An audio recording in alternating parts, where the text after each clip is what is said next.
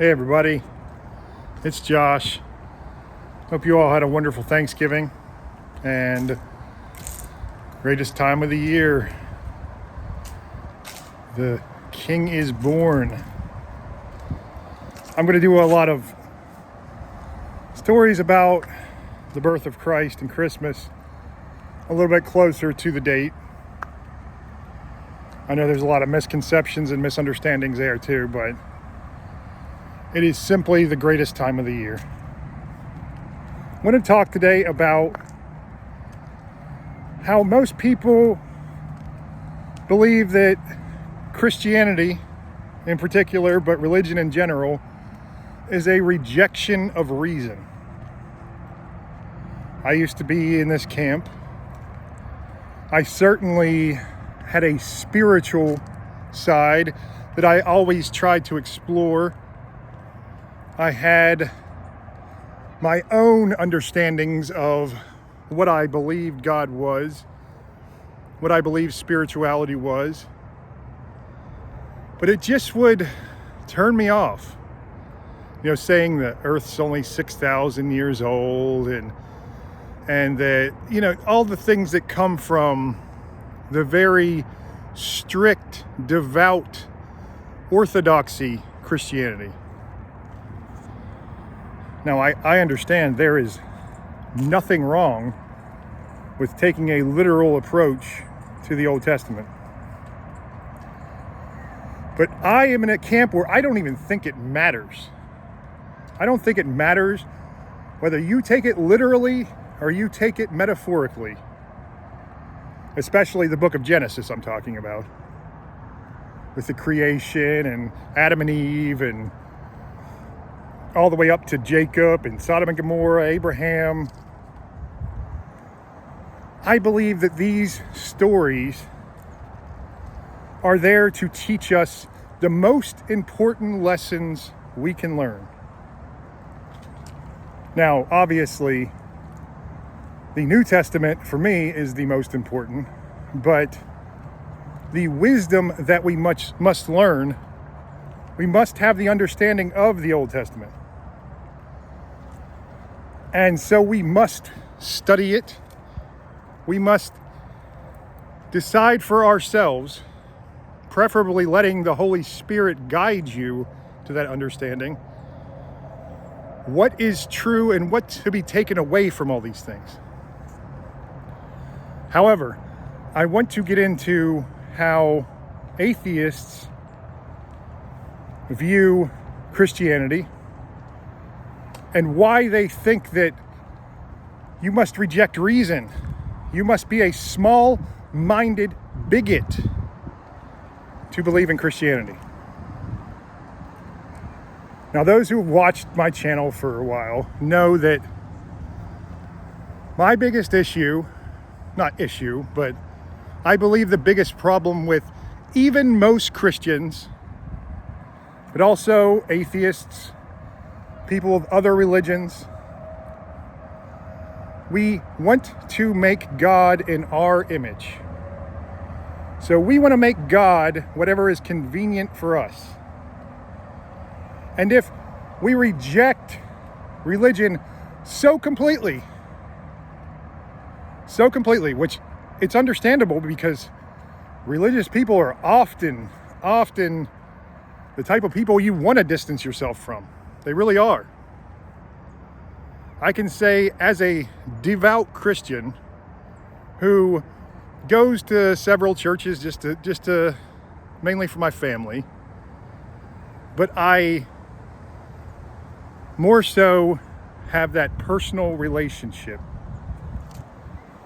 But they believe that Christians just, for whatever reason, usually because a very strict religious upbringing where there was no love shown, only having the scriptures used as a bludgeon against them to stop whatever fun lifestyle they were going to live, or maybe just to discipline them in ways that they shouldn't have been disciplined in. It happens. They get this view because they get out in the real world and they see I am free to do whatever I want. I am free to go out and act however I want. I can have my own beliefs. I don't have to conform to this strict book of commandments. And that's all they see it as, a book of commandments. They'll say, yeah, there's a couple things of wisdom in there, sure. Most will agree on that. Some won't even agree to that because they despise it so much. But almost everyone I know, even Christians, we say, if I act a certain way, then surely that is acceptable to God, because God loves me and wants me to be happy. That is a dangerous, dangerous road. A dangerous, dangerous road. God does love you. He loves you absolutely unconditionally. But to have a relationship with him, you must love him in return. So his love for you means nothing if you don't return that love, if you don't accept that love. And what do we do in any relationship, any healthy relationship? We must make sacrifices. We must meet people in the middle. So, for example, you look at adult content online all day, the thing that rhymes with horn that I can't say on YouTube. You look at this all day long, and of course, your girlfriend or fiance or whoever it is doesn't want this. What they think is, so why am I not good enough for you if you have to go and look at adult content online all the time? What am I not satisfying in you that you have to go and look at adult content?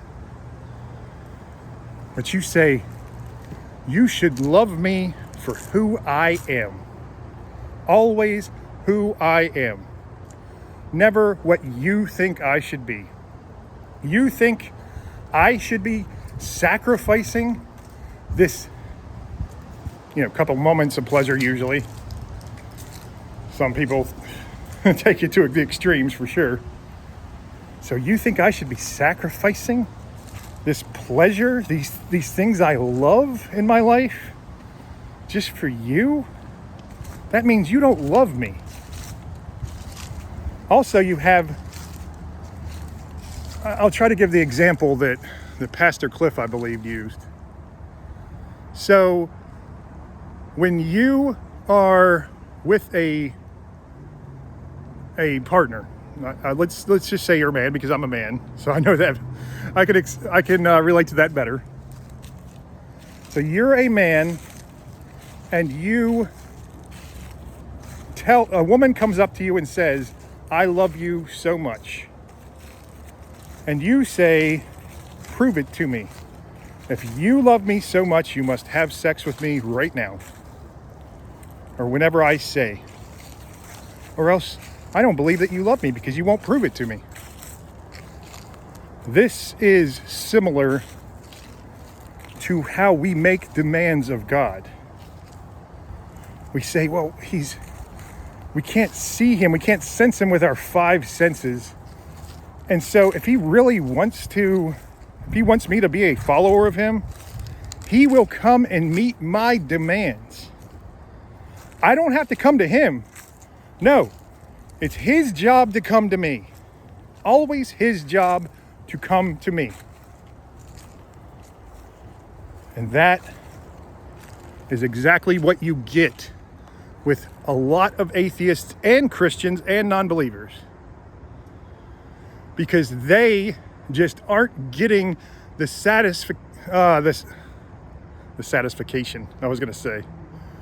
the satisfying elements of that relationship. So, you make demands of God, and God doesn't respond to demands. He says, love me freely or don't. He will be heartbroken if you don't, for sure. But that is your choice. It is always your choice. He gave us free will, which the evil in life, the corruption in life comes along with that. It is a unfortunate consequence of what we must go through. He gives us that choice. So if you don't want him, then you don't have to have him. And you say, well, and he says, I'm going to go to hell if I don't follow him. Hell is simply described as a separation from God. And it is described as a separation of all good things in your life. All joy, all peace, all compassion, all love. But that is a choice you are making. If you don't believe in him, then that is your choice. You don't believe that there is a separation from God that is hell. You don't believe in the outer darkness that is described by Jesus Christ, where there will be weeping and gnashing of teeth. So it shouldn't make a difference to you whether in the Christian orthodoxy they tell you you're going to go to hell. Because that is used as a bludgeon also. That is used by strict parents. That is used by people trying to put the fear of God into people. Which I'll get into the fear of God, but we should not try to bring people to Jesus with the fear of God. Jesus did not come to put fear in the hearts of men. He came to bring them love and to bring them peace and understanding, more purpose than they ever had or ever could have hoped for. But fear of God, for me, is important. But the meaning of fear of God, for me, is also much different. The meaning of fear of God, for me, is I fear not having him in my life. That is what I fear. I know he loves me unconditionally. I know I have devoted my life to him. But if you don't worry about your salvation as a Christian, if you don't think about it, like, nope, it's in the bag, then you are not doing it right. If you're not worried about your salvation, then you're not putting time and energy into that relationship.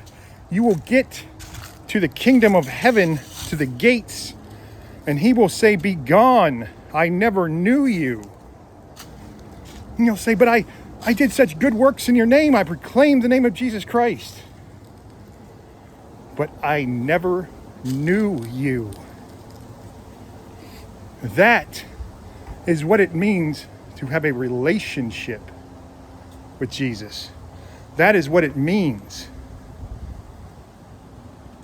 So we separate this reason and this false understanding of you must be absent of intellectualism and reason if you want to follow Christ. You must be. It is so far from the truth. Read the epistles of the Apostle Paul. I believe there were maybe 13 epistles written by him. I could be wrong, 9 or 13. He is perhaps the most intellectual person in history.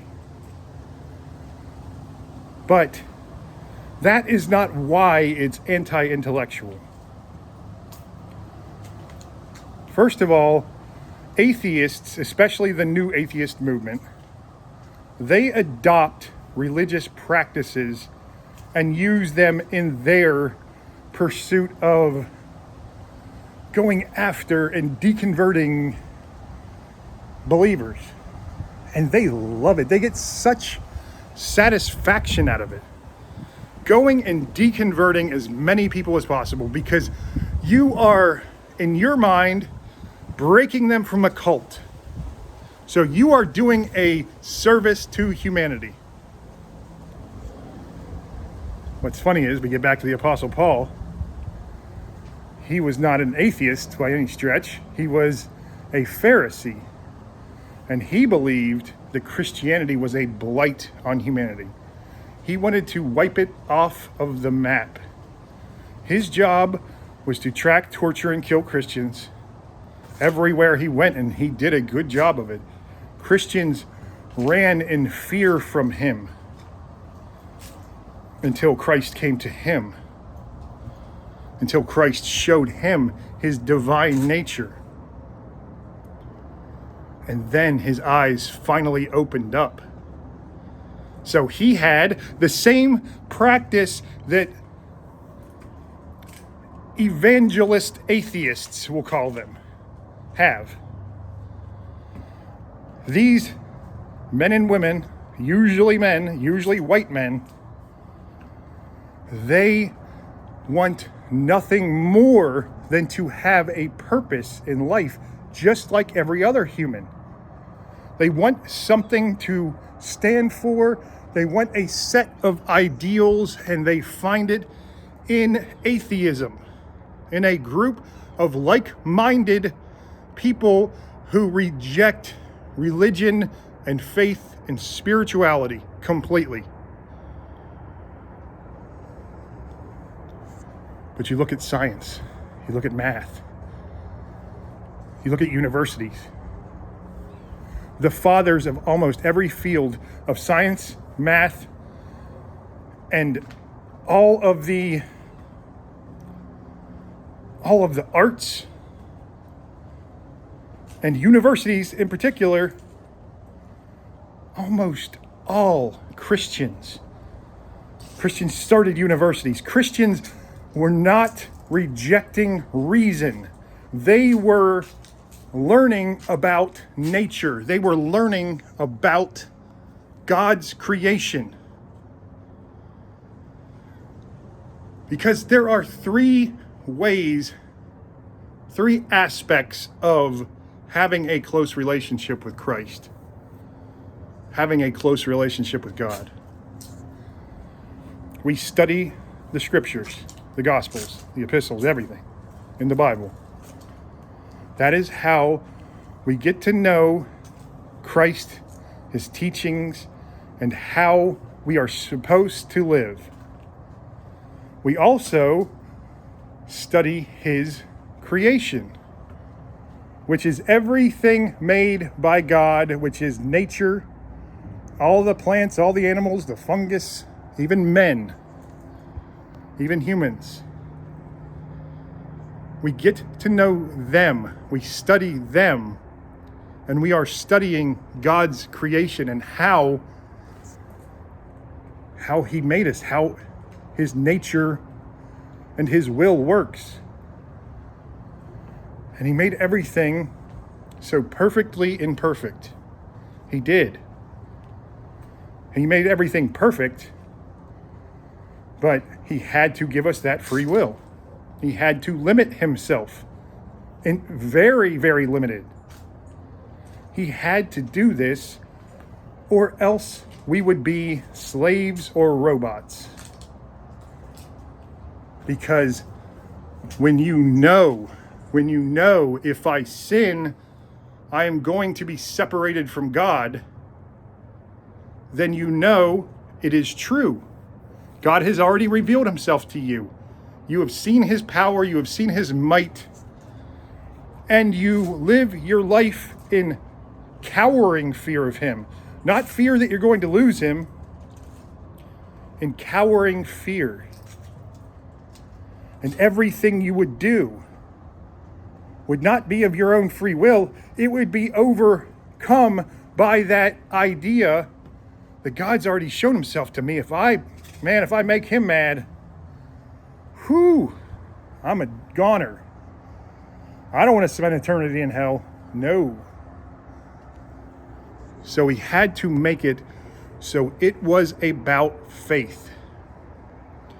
Blessed are those who believe without seeing, is what Christ told the Apostle Thomas when after he rose from the dead, and all the apostles saw him, and both the Marys saw him, and he came in late after Christ was gone, and he didn't believe them.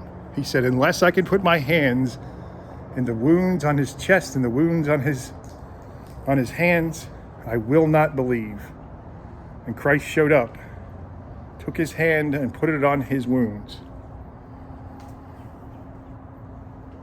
He expressed the importance of being able to believe, being able to have faith in things you can't even see. But we say you can't comprehend God. That is not true. Again, God gives us the scriptures. God gives us the Bible. God gives us science and math. And God gives us a personal spiritual relationship with him. And through that personal spiritual relationship, which I believe is the most important thing, which is why I tell people, first and foremost, go out into nature or someplace solitary, have no distractions, no pets, no phones, no friends, no family, and talk to God. Tell him about your doubts. Tell him about your worries. Tell him anything that's on your mind. And to please show you the way, and if you are genuine, he will reveal himself to you. The problem with most atheists and really most people in general is they will not do this with a genuine, open heart. They will only do this with the limitations they have on their own understanding. Their own understanding completely corrupts them. Completely.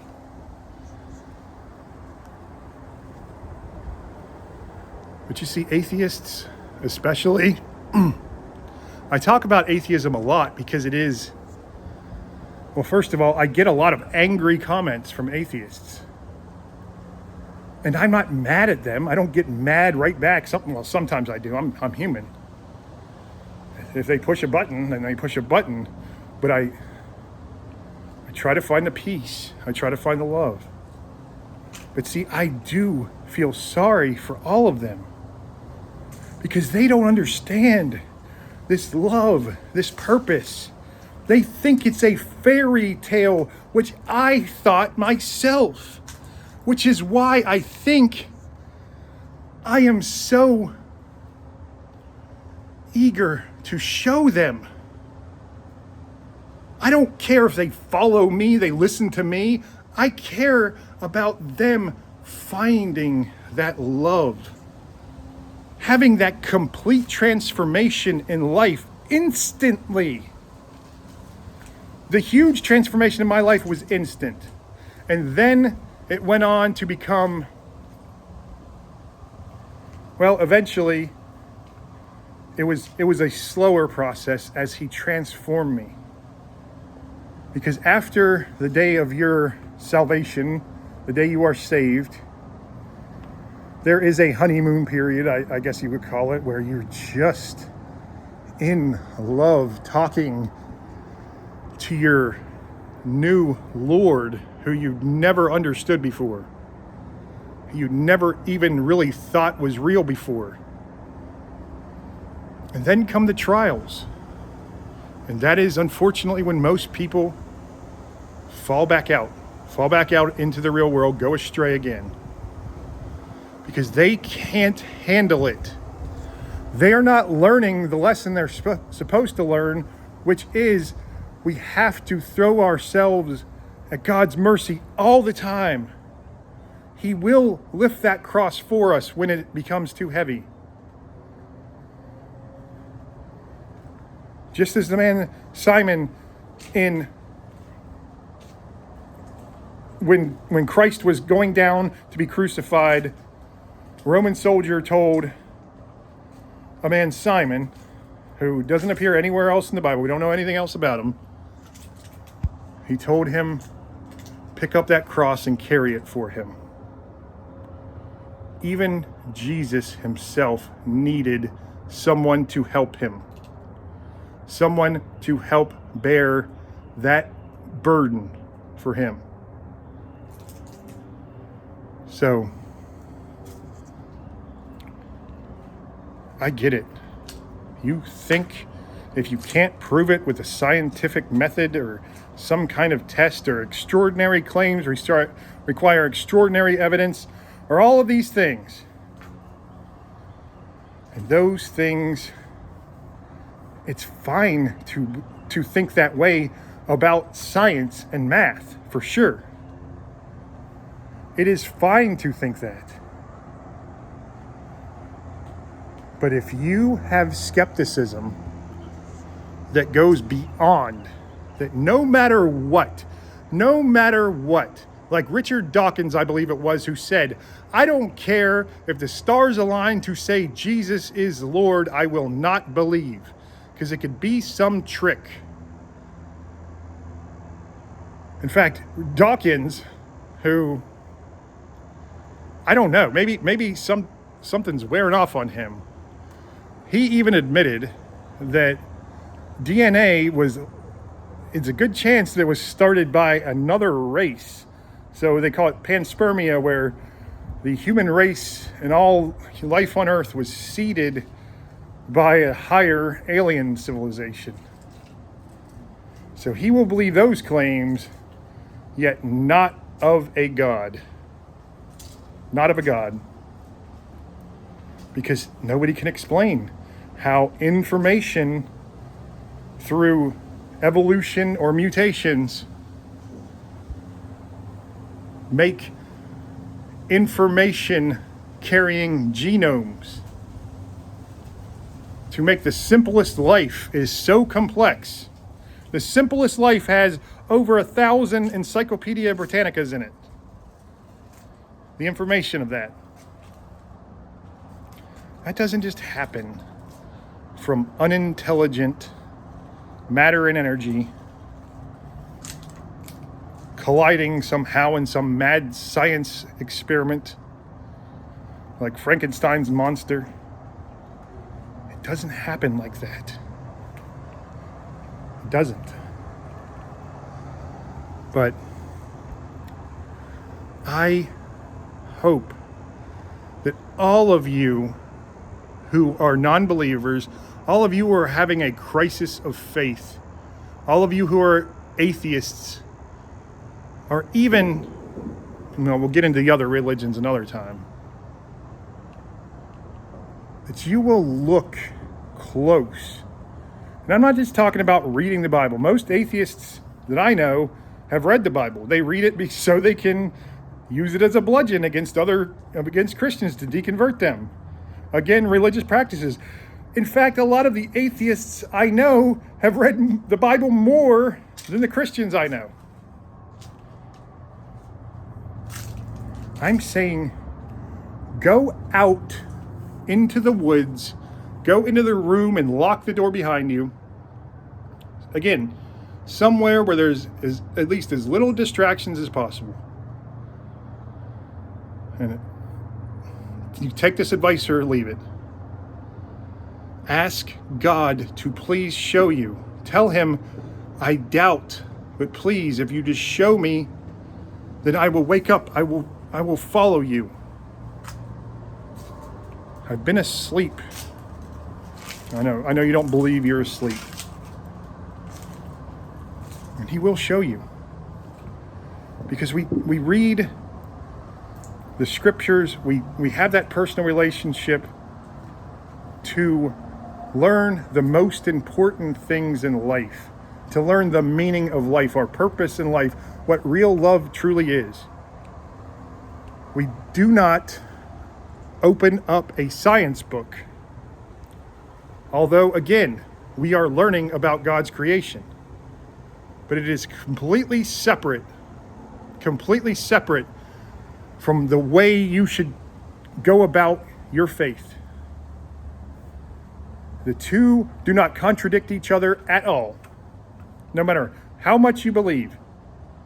Again, the book of Genesis, 6,000-year-old earth. There are multiple verses in the Bible, in the Old and the New Testament, where it is said that one day may equal 1,000 years or vice versa. Time does not matter for a being outside of time and space. 6,000 years could be 6 billion years. It could be 6 days. I don't know. It is not the important part. You're missing the whole point. You're missing everything important that will give you meaning in life.